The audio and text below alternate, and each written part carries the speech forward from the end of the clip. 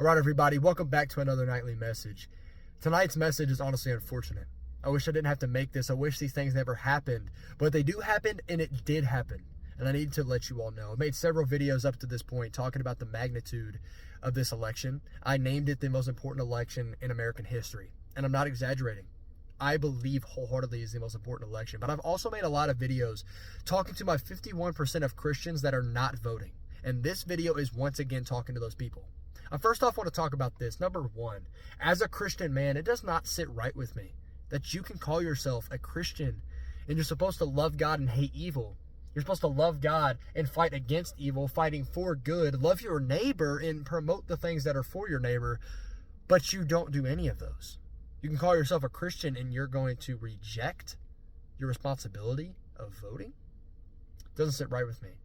And I don't want this to be a conviction, but I want it to be a wake-up call. That's number one. Number two, I need to report this. You can fact check me on all of this.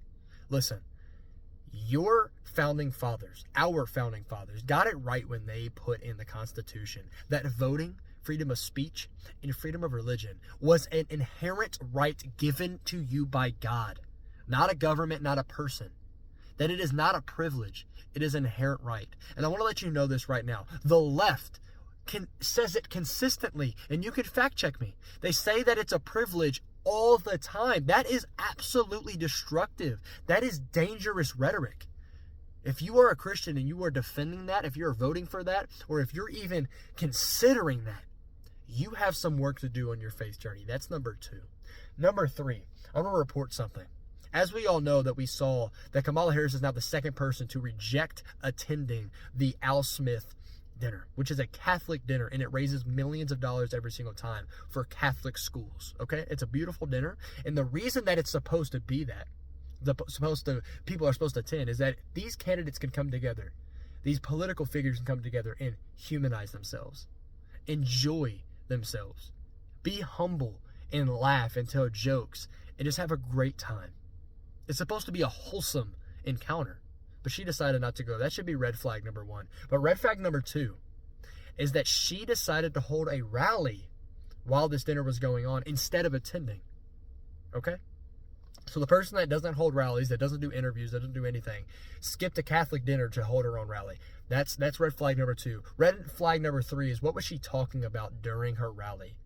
She was talking about the most polarizing, the most controversial topic I've seen, maybe besides race, and that is abortion.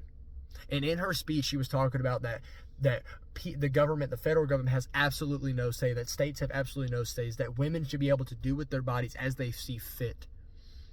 She is the most radical, her and Tim Walz are the most radical left-wing abortionists I have ever seen in my life. It is absolutely dangerous. It's absolutely sick. And I want to tell you this right now, if you're somebody that is pro-abortion, I need you to understand. And I'm not going to talk about this for a long time because that's a whole nother video. But abortion is not on the women. It is not their fault. The abortionist and the people that spread the rhetoric supporting abortion are the people that are at fault. Because the women have been psyoped. The women have been confused and they have been misled. And I pray for their souls and I pray for the babies that we've lost. But the people that are supporting this are absolutely ridiculous. But that's for another video. What I want to talk about specifically is that, number one, if you're a Christian and you see somebody supporting abortion, there's no way you can vote for that. But number two, while she was talking about abortion, there were some hecklers in the back that said this thing. And they said, Jesus is Lord. And instead of Kamala Harris not even responding, ignoring, continuing what she was saying, she took the time to stop and address what they said. And she said probably the most destructive thing she could have said. And if you're a Christian, this should immediately take your vote out of their hands and put it in to Donald J. Trump's hands. And what she said was, hey, I think you're at the wrong rally. You're at the wrong place. Think y'all meant to be at the place down the street. So essentially what she's saying, supposed to be the spokesman of the Democratic Party, is that if you think that Jesus is Lord, you are at the wrong place. And you want to tell me that we can entertain her as president? That we can entertain her to be for the people?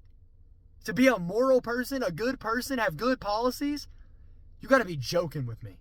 This is despicable. This is disgusting. This is quite honestly evil. Not only is she incompetent, but she has evil intentions. These people are not okay. So specifically for my 51% of Christians that are telling me they're not going to vote, you need a wake-up call and you need to revamp your faith journey, because you cannot call yourself a Christian and you do not vote. That's number one. Number two, when educating yourself and voting in 19 days, you need to take into consideration that the left is pro-abortion. Can't happen. They are pro-hateful and destructive rhetoric. Can't happen. And they also have a spokesman that will tear you down and say that you're in the wrong place if you think that Jesus is Lord. I'm going to stop there. I'm going to let you think about that. You think about it.